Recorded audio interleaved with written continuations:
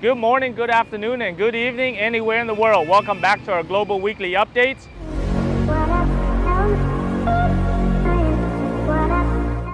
One main end I want to talk about is the race to the United States. There are 5 Vietnam airlines that are operational. You have the national carrier Vietnam Airlines. You have an up-and-coming competitor in VietJet. You also have a brand new company called Bamboo. Also, you have Jetstar Pacific, and then finally VietTravel Air.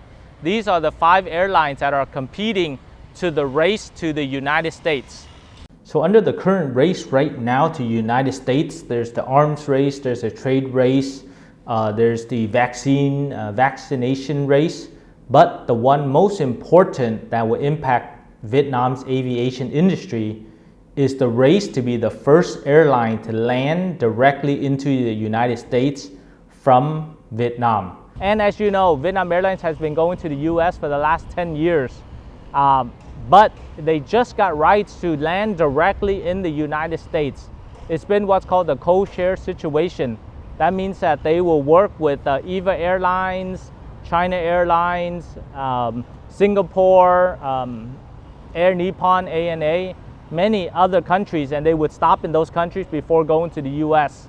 But Vietnam Airlines got rights directly to the US, but also Bamboo Airways and VietJet as well, which means that they are going directly to the US, and that could save you 5 to 6 hours of flight time going directly from Vietnam to Los Angeles or to San Francisco.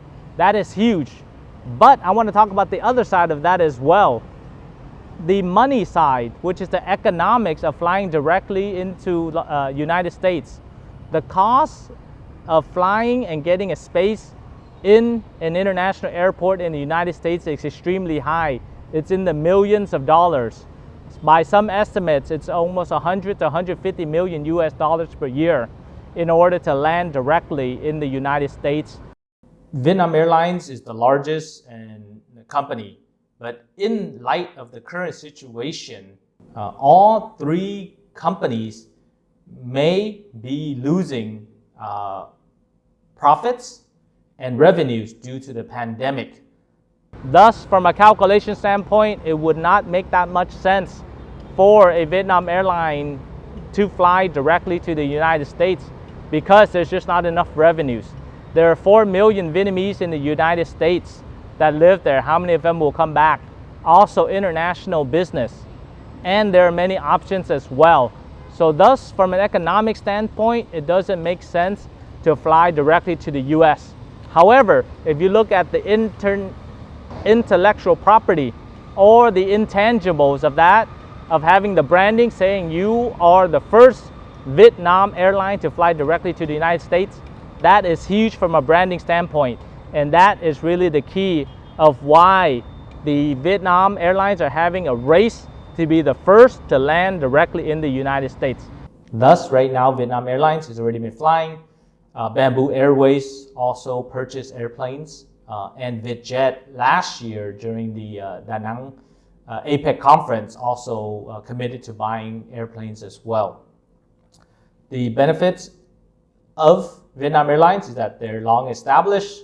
They have clientele, and they're Vietnam's national carrier, partly state-owned.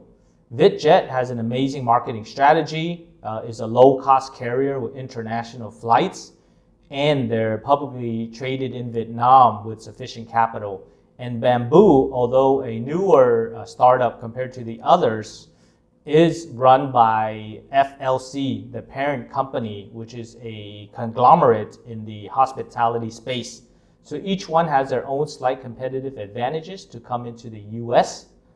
Thus, my prediction is not the biggest one will come in first, but I feel the one that is the most vested, either establishing a company in the US, hiring staff, and putting in place suppliers and legal tax experts in order to help them get into the US market and to be able to become the first player. I truly believe the one that is most dedicated and willing to come into the US and will go first is Bamboo Airways.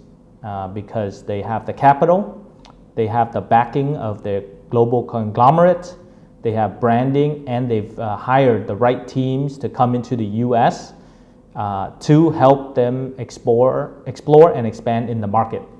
That's something I want to share with you today, so you understand the context of why these airlines are competing so much to come to the US, but they might even be losing money. So please let us know what your comments below about this particular aviation race to go directly to the US and whether it makes sense. Once again, my name is Ken Yung on behalf of Yung Global. Thank you very much. We wanted to give you a news flash on this particular information as it is very important to us and global news along with global travel. Thank you, and we will see you on the next video.